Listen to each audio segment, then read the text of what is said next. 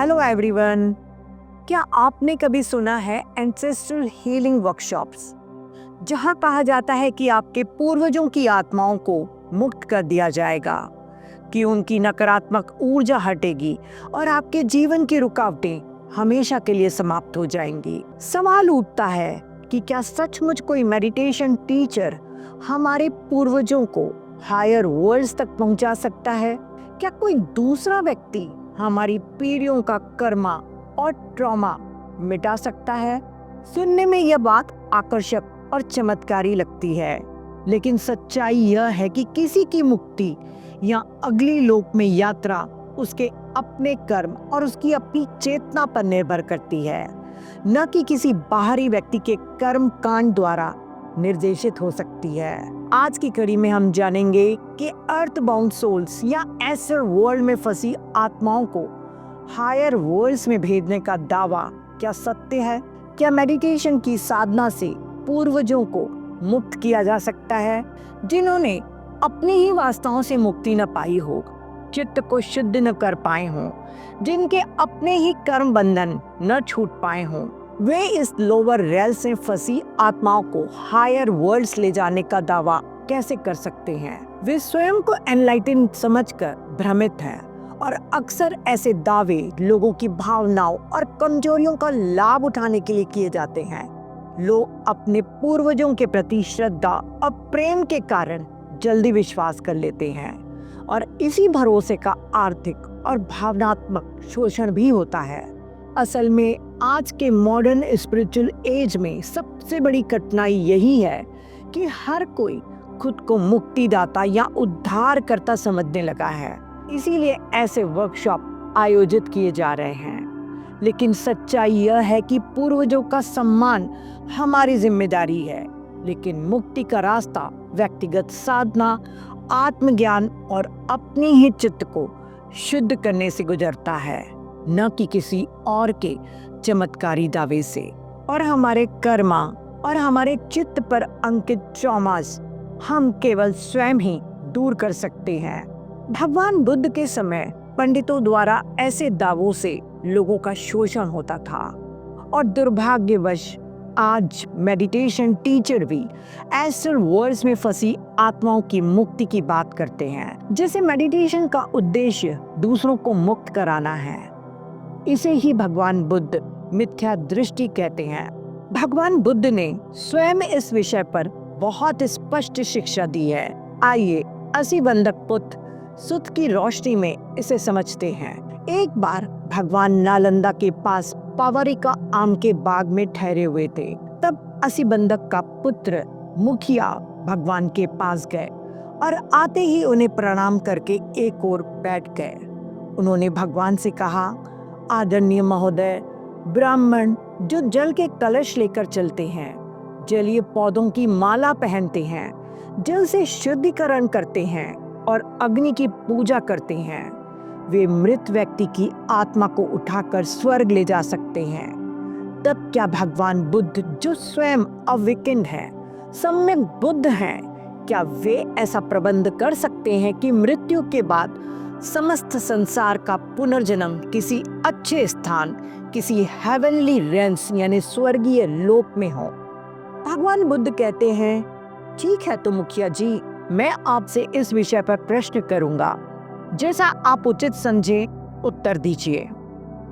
आप क्या सोचते हैं, ऐसा भी होता है कि कोई व्यक्ति हत्या करता हो, चोरी करता हो, अवैध यौन संबंध बनाता हो, झूठा हो, फूल डालने वाला हो, कड़वे वचन बोलता हो, लालची हो, दुर्भावना रखता हो, तब लोगों की एक बड़ी भीड़ इकट्ठा होकर प्रार्थना करे, स्तुति करे और हृदय पर हाथ रखकर परिक्रमा करे और कहे कि वह व्यक्ति मृत्यु के बाद स्वर्ग लोक में पुनः प्रकट हो, तो आप क्या सोचते हैं, क्या वह व्यक्ति उन लोगों की प्रार्थनाओं के कारण मृत्यु के बाद स्वर्ग लोक में पुनः प्रकट होगा? असीबंधक पुत्र कहते हैं, नहीं प्रभु। बुद्ध आगे कहते हैं, मान लीजिए एक आदमी एक बड़े पत्थर को पानी की एक गहरी झील में फेंकता है और लोगों की एक बड़ी भीड़ इकट्ठा कर प्रार्थना करती है, स्तुति करती है और अपने हृदय पर हथेली रखकर परिक्रमा करती है, यह कहते हुए, उठो हे पत्थर, तैरते हुए ऊपर आओ। हे पत्थर, किनारे पर तैरते हुए आओ। आप क्या सोचते हैं मुखिया जी, क्या वह पत्थर लोगों की प्रार्थनाओं, स्तुति के कारण ऊपर उठेगा, तैरता हुआ ऊपर आएगा? मुखिया कहते हैं, नहीं प्रभु। बुद्ध कहते हैं, ऐसा ही उस व्यक्ति के साथ होता है जो पाप कर्म में लिप्त रहता है। वह मृत्यु के बाद बुरे स्थान यानी निम्न लोक नरक में पुनः प्रकट होगा, चाहे उसके लिए कितनी ही प्रार्थना क्यों न की जाए।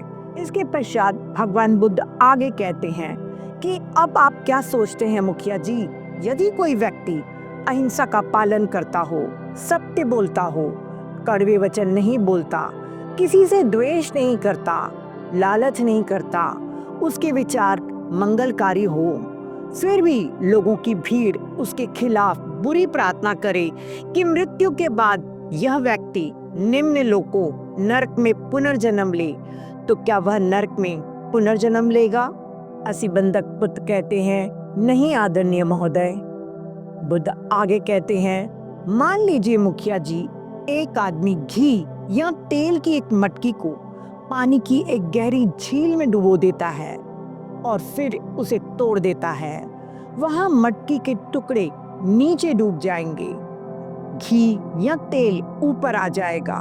फिर लोगों की एक बड़ी भीड़ इकट्ठा होकर उसके चारों ओर प्रार्थना करे कि घी या तेल नीचे डूब जाए, नीचे गिर जाए।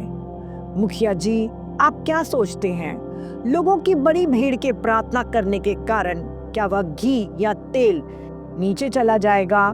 मुखिया कहते हैं, नहीं आदरणीय महोदय। भगवान बुद्ध कहते हैं कि ऐसा ही उस व्यक्ति के साथ होता है जो सुकर्म करता है। लोगों के उसके बुरा चाहने के लिए प्रार्थना करने के बावजूद वह निश्चित ही मृत्यु के बाद स्वर्गीय लोक में पुनः प्रकट होगा। क्योंकि मुखिया ने पूछा था कि क्या बुद्ध जो अवेकेंड है वे समस्त विश्व को स्वर्ग लोक में पुनर्जन्म प्राप्त करने में सहायता कर सकते हैं। बुद्ध ने तब स्पष्ट किया कि स्वर्ग लोक या दुख लोक में पुनर्जन्म व्यक्ति के अच्छे या बुरे कर्मों पर निर्भर करता है, न कि दूसरों के द्वारा की गई प्रार्थना और स्तुति पाठ पर। पानी में फेंके गए एक बड़े पत्थर और घी या तेल से भरे घड़े की उपमा का प्रयोग करते हुए बुद्ध ने दर्शाया कि जो लोग अकुशल कर्म करते हैं उनका पुनर्जन्म निम्न लोक में ही होगा, जबकि जो लोग कुशल कर्म करते हैं उनका पुनर्जन्म स्वर्ग लोक में होगा, चाहे अन्य लोग कितनी भी प्रार्थनाएं, स्तुति, पाठ और कर्मकांड क्यों न कर लें। भगवान बुद्ध के उपदेश को सुनकर असिबंधक पुत्र बुद्ध, धम्म और संघ की शरण में जाकर बुद्ध के एक गृहस्थ शिष्य बन गए।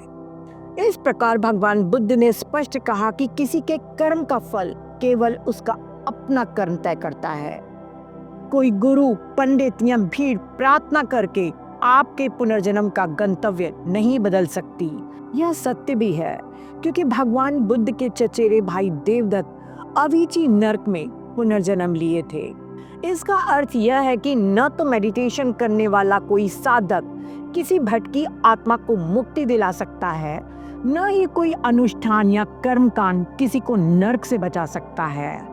हर प्राणी का भाग्य उसके अपने कर्मों से तय होता है। इस शिक्षा को याद रखें और अंधविश्वास से बचें। मेडिटेशन और साधना का उद्देश्य आत्माओं को मुक्त करना नहीं, बल्कि स्वयं को शुद्ध करना है। तो फ्रेंड्स, हमें अपनी ऊर्जा अपनी मुक्ति की ओर लगानी चाहिए और ऐसे भ्रमों से दूर रहना चाहिए। तो आइए अपने जीवन को ऐसे कर्मों से भरें जो हमें और दूसरों को प्रकाश की ओर ले जाए। यही असली साधना है। आज के लिए इतना ही। Thank you.